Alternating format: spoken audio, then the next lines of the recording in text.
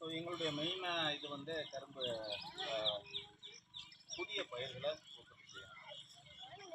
2 விதமான கரும்பு இருக்குது. ஒன்று வந்து ஆலைக்கு போகுது, ஏகரி சக்கரை தயாரிக்கிறது கரும்பு. நம்ம போடுறது வந்து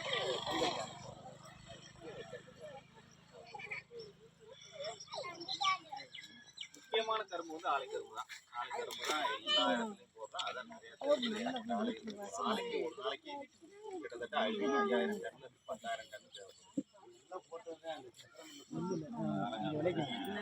அதாவது இங்க வந்து 2 விதமான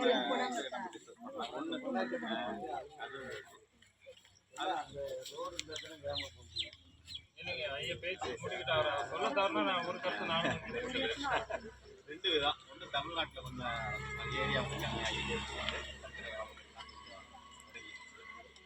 தமிழ்நாடு ஆந்திரா 2